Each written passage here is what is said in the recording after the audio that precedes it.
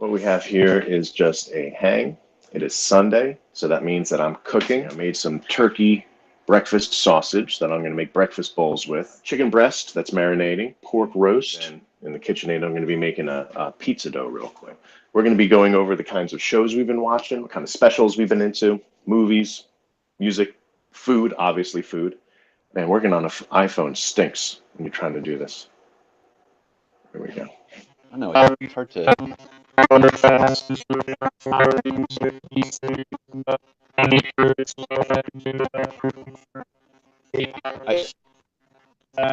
know. Shanna, can you hear that? Yeah, Chris, stop. You sound like a robot. That was a great Dalek impression. On crack. Yeah, you sound like a Dalek. That's what you sound like. But you should. It sounds not good for you. It's not Chris. Not Chris. I don't know what they do in the kitchen. That's like alchemy in there. I don't kitchen. That's the vehicle where you want to. Tell Braylon to. Braylon, your mother says that you're being too loud. That's not what I said. I said shut up. She actually told me to say that's not really what she said, to shut up. Yeah. He nodded nervously. Good boy. And while I'm doing this, John, I would love to know from you why you have such a deep hatred for Dave Rubin and Michael Shermer. Yeah, I mean, Rubin, I always kind of felt like he kind of portrays himself as being somewhere in the center. But it definitely seems like he leans hard right, and all the time, like, sort of casting stones down on the left. Shermer's like a little more of a, like, I felt like he kind of stabbed me in the back a little bit the way he's kind of turned out. You know, being the head of a Skeptic magazine was sort of, it sort of meant something to me. Somewhere along the line, I kind of felt like we were only getting one side of the story, or there was like a heavy editorial bent to that magazine, and that's sort of where I've kind of gone off the rails. It's not exactly pizza dough making conversation. A version of John that I've never seen before. He was like, I think that they should die slowly, and I don't like either of them, and if I were the world leader, I would probably get rid of them. Really weird language coming out of John about these two guys. So I was curious to know if you wanted to unpack that a little bit. No, I think it speaks for itself. I'm putting the blazing hot water in the bowl with the honey, and I'm putting a little bit of olive oil in the bowl as well. I didn't catch how much honey you put in there. Did it say 1 teaspoon or 1 tablespoon were you putting on? Or was it like a cup of honey or something? I don't measure anything. You don't, okay, but like ever. He just he never measures globs anything? the honey, just globs it in. Wow. That's not completely true. It's not completely true. That's completely true. I would say it's about a tablespoon or 2. Okay. I don't mind if it's a little sweet.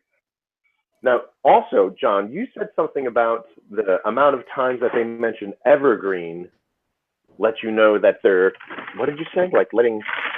Well, that they're more interested in continuing a narrative like that sort of agrees with their position rather than actually looking up what happened at Evergreen, which I think is sort of interesting, right? Like, I don't know, the whole Brett Weinstein controversy seems to be taken completely from Brett Weinstein's point of view as far as Shermer is concerned, right? Are you under the impression that something other than what's been reported on by Brett Weinstein and stuff is the case? Yeah, absolutely. In fact, I think it can be shown pretty dramatically. So speaking of things that we've been keeping ourselves busy with, Fabio. Mm-hmm. You had mentioned the David Letterman Netflix special with Obama. I liked what they did not talk about. Looking at two people level-minded, talking about stuff is always refreshing.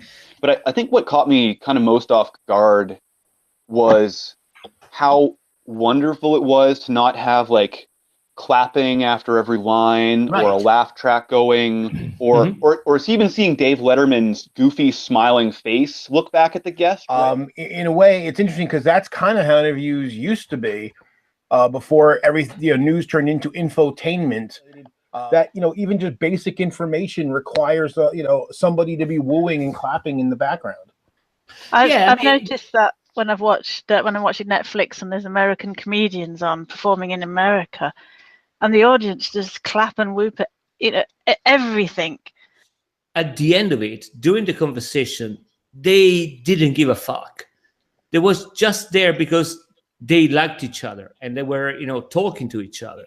The whole thing is that if you got two people which are interesting and they talk to each other, it will eventually be an interesting thing. It might not be for everybody, but fuck everybody. Has anyone else here seen The Young Pope? No, I've not heard of that. What's that? You haven't seen The Young Pope. I have The not. opening scene is absolutely disturbing. What's it on? John, have you seen The Young? Oh, shut the fuck up. Netflix. John, have you seen The Young Pope? I don't think there is a target audience for that kind of show. But let me tell you one thing. I don't really like Jude Law. That guy was born for that role. I don't know how to put it in a better way. It's amazing. Well, the opening scene is a mountain of babies, dead babies, live babies. Dead. They're dead babies. Dead babies. Dead babies, yeah. It's not And nice. then, and then the young Pope is crawling from under them. Yeah. So it's just like, oh my God. Yeah, it was sick. Abortion. Like sick. Lovely. It's brilliant. Has anybody been watching Philip K. Dick's Electric Dreams? I want to. Not yet. It's way better. It's way better than Blade Runner. That's for sure. Listen, I took a shit 30 minutes ago, which was better than Blade Runner. So I was talking with Chris about it, and apparently you, John, saw the movie, and I think that movie is in total, I think it like 30 people, 40 people probably, including the extras. There is the dough. Has a thin layer of olive oil on it. I have the oven on because I'm going to make some chicken breast, the chicken breast that I'm marinating. So this is a nice warm surface for the dough to get nice and huge. Battle of the Sexes. Has anyone seen that or heard about it? With Steve Carell and Emma Stone, about Billie Jean King. She took her glasses off and let her hair grow longer. She's pretty enough to be in Hollywood. She's pretty enough to be on TV or some shit like that. If she'd just take those glasses off and let her hair grow, she'd be pretty enough for TV. Like, what? After watching that movie, everything for Shanna for the next hour afterwards was about sexism. The whole world is holding us down. Oh yeah, it's like I can see, like, you know when you buy a new car and you can see like that car's like everywhere. That's how this was for me. Like everything. I'm like, oh, that's sexist. That's some bullshit. That's some bullshit. I was a little. Thank you for putting up with that. The reason why I have to tell that story is because the truth is she beat me about the neck and head. It's abuse. You keep your fantasies to yourself, mate. So did you have to mansplain the movie to Shanna? The whole thing. God, that hurt. That made me laugh like that again. That hurt. Chris, the other thing you'd posted that you were listening to was the Sam Harris podcast with Anil Seth. Something about the hard problem of consciousness. So far over my head, like I don't know what the studies mean, but it's fun to hear them talk about the philosophical problems because they're not just armchair philosophizing. They need to figure these out, and the answers completely depend on how the research moves forward. So I thought that was cool. But if I'm actually inventing this shit in my own head, I would think I would come up with some better shit.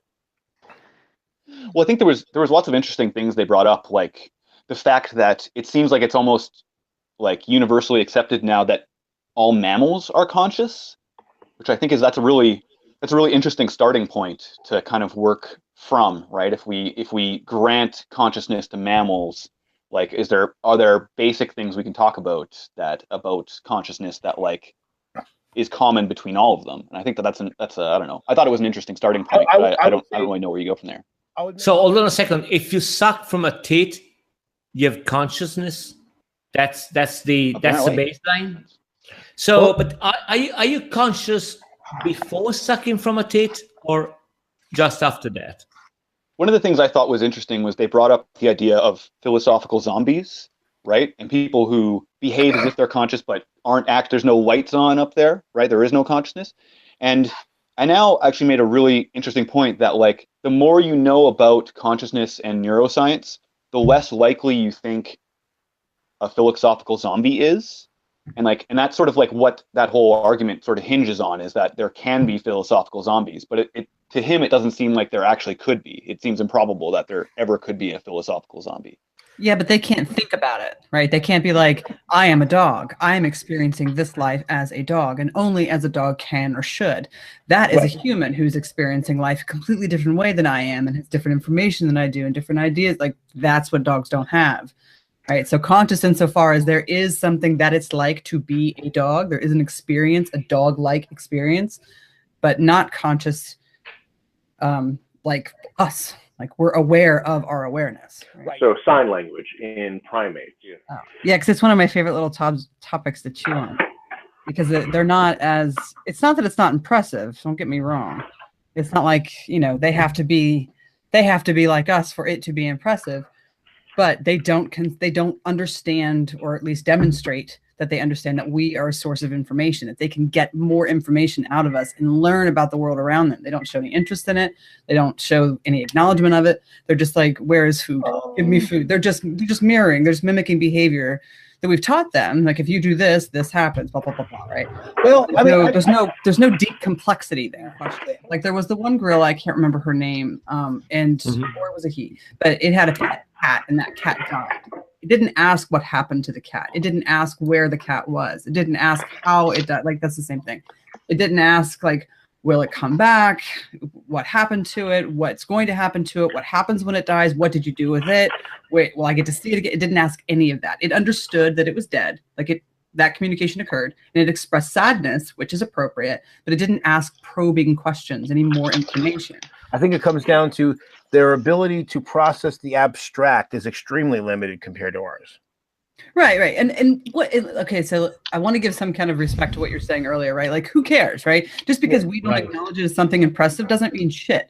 Like you're saying earlier, like, we just we changed the parameters of how we define consciousness, and now more things are included in our list of things that are conscious, which I think is ridiculous. But who cares? Who cares? We're the ones making these rules. We're the ones playing by them. The universe doesn't give a shit, so we can just do it if we want. Who cares? So, but one of the things I worry about when we talk about consciousness in like primates like this, or even in just lower species, right, is we kind of end up asking anthropocentric questions. Like as if being existentially confused is the only indication of consciousness, right? Like, maybe, like, it's possible that primates just don't ask those questions because they think they already know the answers to them. It might well be conscious, but I don't care.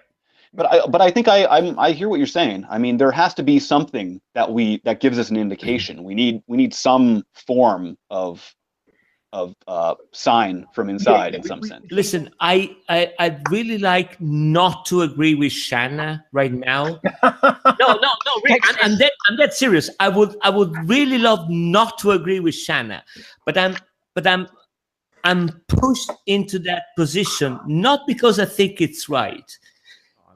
And I'm fully aware that by agreeing with that criteria that she said before, I'm leaving out a lot of things which might be consciousness. Oh yeah, and I don't even think that. And the only reason I don't realize it is because they can't properly communicate their insight. I'm fully aware with that. But on the other end, I'm way more pushed toward that kind of very strict criteria, because the alternative is who's science. It's plants having consciousness. It's rocks. Gaia, it's the Mother Earth, and that kind of bullshit. Right. Do I really want to vomit in my mouth every time I hear someone mentioning Gaia, or do I want to go with a criteria which I know it has its faults? Well, so it's different, and the reason why I do that, again, it's because every time I hear people talking about crystals curing diseases or ley lines or shit like that, I want to punch them in the face, and I will punch them in the face. That's yeah. Well, so that's why you have to be that much of an asshole.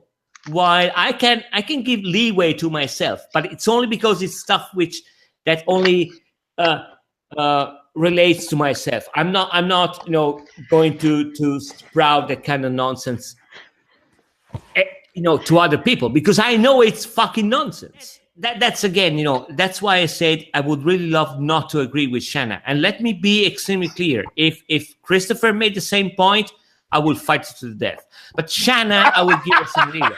I have no problems with her. But that's just one Italian to another, though. Well, Christopher is the one which is making that turd and calling it dough. So, but I don't want to have this conversation with him. I said I will not have, and I won't. Well, I just want to know what you would do differently with dough to make the dough. Oh, I will take out like 80% of the shit and put in there. Oh, like the cheese? Listen, the only thing you need for dough is flour, water, oil, salt, and yeast. That's it. Mm-hmm. Listen, if he likes it, more power to him. I've only problems with him calling dough. That's my only issue. Well, it's technically dough, because you don't want to call it pizza dough. Well, listen, a do you recommend it be shit is called? processed food, okay? You can call shit extremely processed food. That doesn't make it any better, okay? So, Oh my gosh. Fuck you. I'm not talking to you. How can you not be talking to me? You know that I'm right here. I'm hosting this hangout. He's talking about you. I'm not talking with you about dough. I'm talking about you and your dough. Well, I have to say, you're not the arbiter of what good dough is. I am the fucking arbiter. I am. Jesus Christ. I am the god of dough, okay? So, I knew you were going to say that. What are you using this water for? you have to heat it up so the yeast will wake up. You Don't have to activate the ask. yeast. Don't I'm ask. using it to dip Fabio's balls into so I can have Fabio ball from under cheese. Jesus Christ. So we have an ongoing debate. Correct, Chris. You are right. Everybody has. If you are just sitting on your ass doing nothing all day long, your body still burns X number of calories per day. That's to maintain function and maintain your activity level, right? Right. Okay. So what I'm saying is that if you regularly walk, say 10,000 steps a day, that is something your body adjusts for. That is now a part of your regular calorie expenditure per day. Your metabolism is prepared to deal with that every day. So what that means is, for anyone who's counting calories, you cannot take the 10,000 steps and pretend as if it's contributing to your cardiovascular health in any forward way. And it doesn't count as calories towards a weight loss goal. Yeah, you're right, Shanna. And I know I'm right. Well, just to be real clear, I want everyone to have the full picture here. I know this because I've researched this, and people much more brilliant than myself who do these studies and who have released the papers on this have demonstrated this to be the case. I told Chris, this is why I have this position. He's like, no, that doesn't make any sense. Bah. I'm like, but science says, but doctors say, Chris, but he won't hear it. He won't hear any of it. Before we go into the super sad, violin-inducing story about Fabio, Oh, I fuck would you. feel bad for him. I just want to thank everybody for essentially agreeing with me. Nobody agreed with you. You're About the whole wrong. You're so calorie wrong. thing. We stopped talking about it. That's how wrong you are. Everybody agreed with me. Nobody, not one human being. There's no, you know what? Not even one. You're not even close. It's ridiculous. So the only thing we agree with Christopher, is that your dough is going to give explosive diarrhea to everybody. That's the only thing we agree on. It's also bad for your stress. Because if your testosterone, gets high 5 hours after that, but nobody wants to fuck a sweaty gorilla, so it's bad for your stress. And I think food is definitely one of those self-destruct buttons for a lot of people. Oh, yeah. Habits are powerful. They are. But habits or not, talk about food being self-destructive. Tell them about a dinner last night. Me and Shannon went out to eat. Oh my God. And and had almost everything on the menu. It was shameful. We shamed the poor with the fucking meal we ate last night. Ridiculous. I do have a firm belief that stuff that you can do to cure yourself is always going to be more powerful than stuff that you take a pill for. Yeah, I'm just That's my general policy. Some of that though is super dangerous. I mean, I have respect for you, Sam, nothing personal, but I see diabetic patients all day, every day, and they follow that kind of shit, and they end up with high A1Cs and high blood sugars and neuropathic pains, and then they end up with wounds that they can't feel, wounds that they can't heal because the blood sugars are so high, and these people are like, oh, but I'm eating grapes and I'm taking my cinnamon. Like, are you fucking kidding me? And then they end up with wounds, and then they end up with poor blood flow, and we can't heal them, and then we're amputating, and then they can't ambulate anymore, and then they're dead in 5 years because they take these internet hypey things. Damn. I've never seen, and it doesn't mean anything because I'm not like, I don't have my nose deep into this research, but I've never ever seen one patient successfully reverse or halt their diabetes through like diet alone. It's always been a holistic approach of being more active, of eating better, and taking their medication. I just want to put my 2 cents out there. I would say cinnamon only works if what it's I mean snorted. But I know that if I take 20 aspirins, I'm going to have problems. If I drink 50 espressos a day, I might die. If I take 2 tubs of homeopathic remedy and I drink them, I don't even take a shit. So I mean, they literally do nothing. Okay, but the concept seems to be so alien to those people. So really, listen, if they do something, okay, give me a gallon of that homeopathic thing, and I'm gonna drink it. Listen, this is exactly the same thing. I said the same story. I think about a couple of years ago when my mother was going through chemo, and she died 2 or 3 years ago. And she was going through chemo. She was making all the good things she had to do. And one day she called me on the phone and said, "Listen, I know you don't believe into the kind of things, but I went, to the hospital and made chemo, and then I had some." I think she drank some holy water from Lourdes or stuff like that. And she said, I didn't have all these side effects, that you usually have from chemo.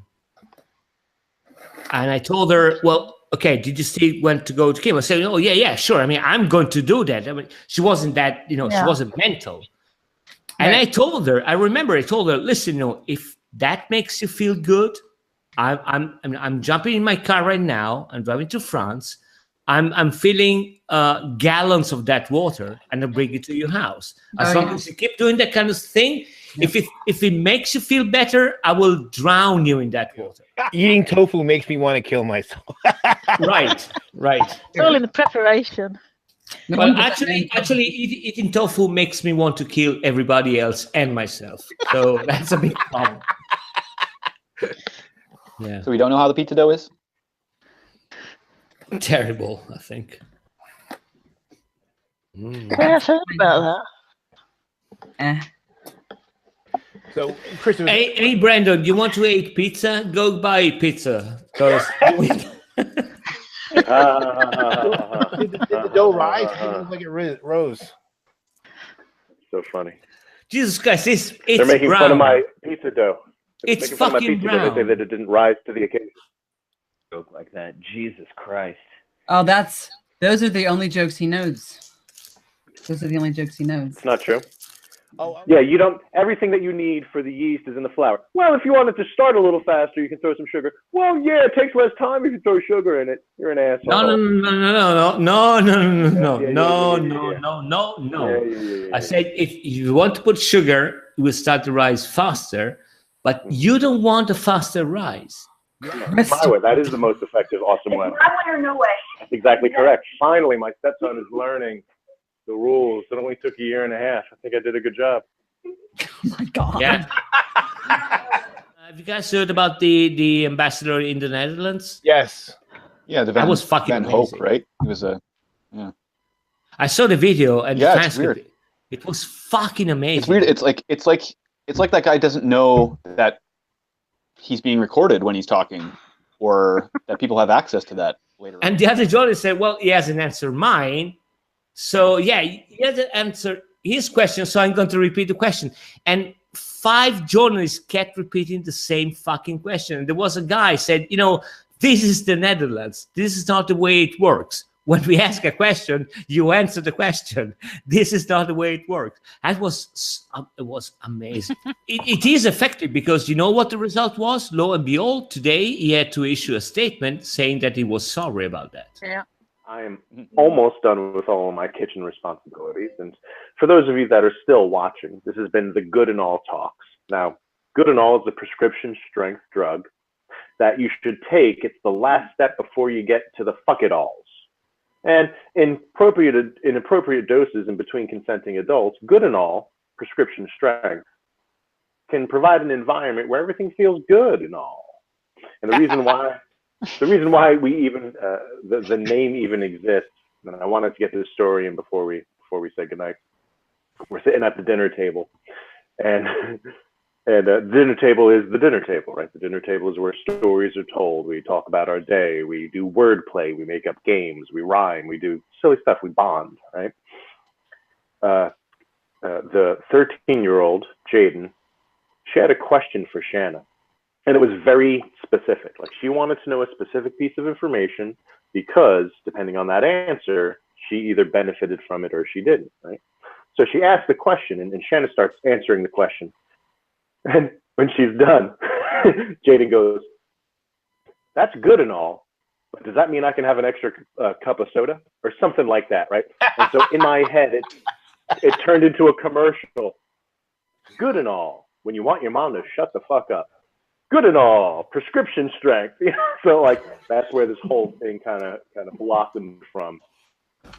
And I just thought that was the best. Well, that's good and all, but can I have another cup of soda or not? That's nice. And I was imparting some fucking knowledge on her. I was giving her some really good true. information, and she's like, "Oh yeah, well that's good and all, but like, God, fine." So it's the evolution of whateverism.